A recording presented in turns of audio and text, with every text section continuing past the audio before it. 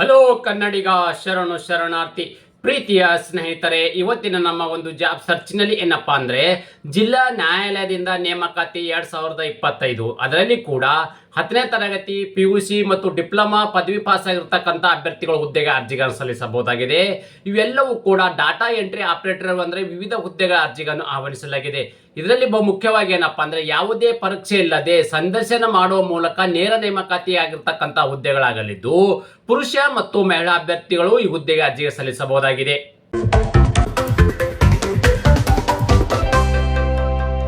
ಸ್ನೇಹಿತರೆ, Koppal district court requirement 2025 ಅಂದ್ರೆ ಏನಪ್ಪಾ ಅಂದ್ರೆ ಕೊಪ್ಪಳ ಜಿಲ್ಲಾ ನ್ಯಾಯಾಲಯದಿಂದ ಕುಷ್ಟಗಿ ಮತ್ತು ಗಂಗಾವತಿಯ ಈ ಸೇವಾ ಕೇಂದ್ರಗಳಲ್ಲಿ ಅಗತ್ಯವಿರುವ ಡೇಟಾ ಎಂಟ್ರಿ ಆಪರೇಟರ್ ಹುದ್ದೆಗಳನ್ನು ಭರ್ತಿ ಮಾಡಲು ಅರ್ಹ ಹಾಗೂ ಆಸಕ್ತ ಅಭ್ಯರ್ಥಿಗಳ ಅರ್ಜಿಗಳನ್ನು ಆಹ್ವಾನಿಸಲಾಗಿದೆ.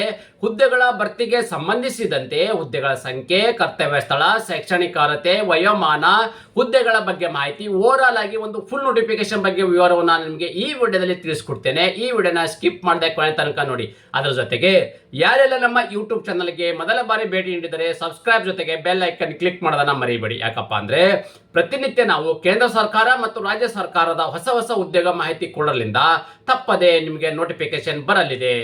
ಸ್ನೇಹಿತರೆ, ಯಾವೆಲ್ಲ ಒಂದು ಹುದ್ದೆಗಳ ಅರ್ಜಿಗಳನ್ನು ಆಹ್ವಾನಿಸಲಾಗಿದೆ ಅಂತ ನೋಡಾದ್ರೆ ಡೇಟಾ ಎಂಟ್ರಿ ಆಪರೇಟರ್ ಇರ್ತಕ್ಕಂಥ ಹುದ್ದೆಗಳ ಅರ್ಜಿಗಳನ್ನು ಆಹ್ವಾನಿಸಲಾಗಿದೆ. ಹಾಗಾದ್ರೆ ಕರ್ತವ್ಯ ಸ್ಥಳ ಎಲ್ಲಿ ಅಂತ ನೋಡೋದಾದ್ರೆ ಹುದ್ದೆಗಳಿಗೆ ಆಯ್ಕೆಯಾದ ಅಭ್ಯರ್ಥಿಗಳು ಕೊಪ್ಪಳ ಜಿಲ್ಲೆಯಲ್ಲೇ ಕೆಲಸವನ್ನು ನಿರ್ವಹಿಸಬೇಕಾಗತ್ತೆ. ಎಲ್ಲಿರ್ತಕ್ಕಂಥದ್ದು ಕೊಪ್ಪಳ ಜಿಲ್ಲೆಗಳಲ್ಲಿ.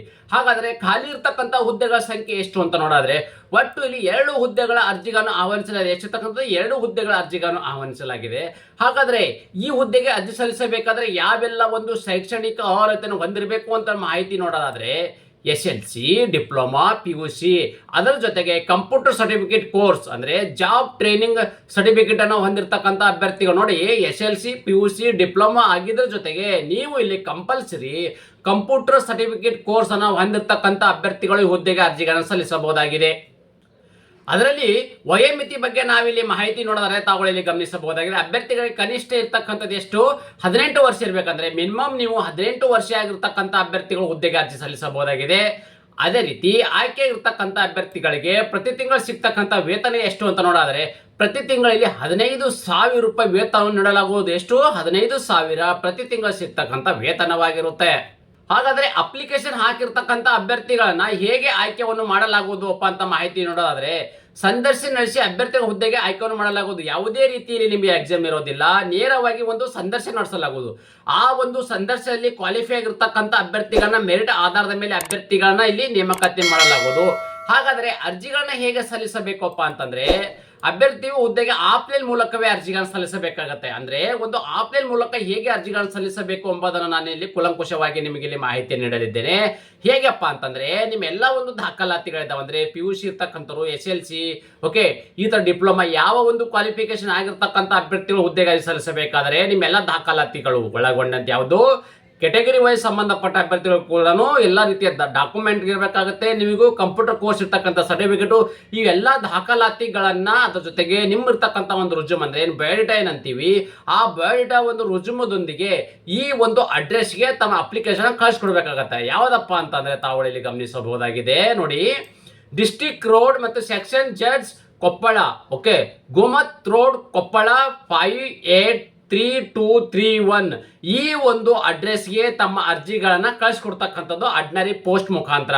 ಅದೇ ರೀತಿ ಯಾರೆಲ್ಲ ನಿಯರ್ ಬೈ ಇರ್ತಕ್ಕಂಥ ಅಭ್ಯರ್ಥಿಗಳು ಡೈರೆಕ್ಟ್ ಆಗಿ ಹೋಗಬೇಕಾದ್ರೂ ನೀವು ಅರ್ಜಿಗಳನ್ನ ಸಲ್ಲಿಸಬಹುದಾಗಿದೆ.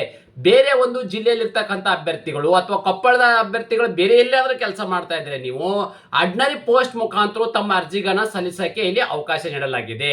ಅದೇ ರೀತಿ ಅರ್ಜಿ ಸಲ್ಲಿಸಲು ನಿಗದಿಪಡಿಸಿದ ದಿನಾಂಕದ ವಿವರವನ್ನು ನಾವು ನೋಡೋದಾದ್ರೆ ಡಿಸೆಂಬರ್ 4, 2020 ದಾಳಿ ಪ್ರಾರಂಭವಾಗಿದ್ದು ಅರ್ಜಿ ಸಲ್ಲಿಸಲು ಕೊನೆ ದಿನಾಂಕ ಯಾವಾಗಪ್ಪ ಅಂದ್ರೆ ಇದೇ ತಿಂಗಳು ಡಿಸೆಂಬರ್ 15, 2025 ಇಷ್ಟು ಒಳಗಡೆ ತಮ್ಮ ಅರ್ಜಿಗಳನ್ನು ಸಲ್ಲಿಸಬೇಕಾಗುತ್ತೆ. ಅದೇ ರೀತಿ ತಾವುಗಳು ನೋಟಿಫಿಕೇಶನ್ ಬಗ್ಗೆ ನಾನು ಆಲ್ರೆಡಿ ನಿಮಗೆ ಇಲ್ಲಿ ಫುಲ್ ಮಾಹಿತಿ ನೀಡಿದ್ದೇನೆ. ನೀವು ಟೆಲಿಗ್ರಾಮ್ ಮತ್ತು ವಾಟ್ಸಪ್ ನಮ್ಮ ಒಂದು ಲಿಂಕ್ ಅನ್ನು ಕೊಟ್ಟಿರ್ತೀನಿ ನಿಮಗೆ ಡಿಸ್ಕ್ರಿಪ್ಷನ್ ಬಾಕ್ಸ್ ಅಲ್ಲಿ, ಅಲ್ಲಿ ಕೂಡ ಜಾಯ್ನ್ ಆಗಿ. ಯಾಕಪ್ಪ ಅಂದ್ರೆ ಪ್ರತಿನಿತ್ಯ ಕೊಡ್ತಕ್ಕಂಥ ಒಂದು ಜಾಬ್ ನೋಟಿಫಿಕೇಶನ್ ಅಪ್ಡೇಟ್ ಕೂಡ ನಿಮ್ಗೆ ಅಲ್ಲಿನೂ ಕೂಡ ದೊರೆಯಲಿದೆ. ಆಫ್ಲೈನ್ ಇರ್ತಕ್ಕಂಥ ಒಂದು ಅಪ್ಲಿಕೇಶನ್ ಫಾರ್ಮೆಟ್ ಈ ತರದ ಒಂದು ಎಲ್ಲವೂ ಕೂಡ ನಿಮ್ಗೆ ಅಲ್ಲಿ ಟೆಲಿಗ್ರಾಮ್ ಅಲ್ಲಿ ಸಿಗಲಿದೆ. ಹಾಗಾಗಿ ನಮ್ಮ ಟೆಲಿಗ್ರಾಮ್ಗೆ ಜಾಯ್ನ್ ಆಗಿ. ನಾನು ಕೊಟ್ಟಿರುವ ಉದ್ಯೋಗ ಮಾಹಿತಿ ನೀವು ಇಷ್ಟಪಡುತ್ತೀರಿ ಎಂದು ಭಾವಿಸುತ್ತೇನೆ. ಈ ಉದ್ಯೋಗ ಮಾಹಿತಿ ನಿಮಗೆ ಇಷ್ಟವಾದರೆ ನಿಮ್ಮ ಫ್ಯಾಮಿಲಿಗೂ ಫ್ರೆಂಡ್ಸ್ಗೂ ಶೇರ್ ಮಾಡಲು ಮರೆಯದಿರಿ. ಧನ್ಯವಾದ.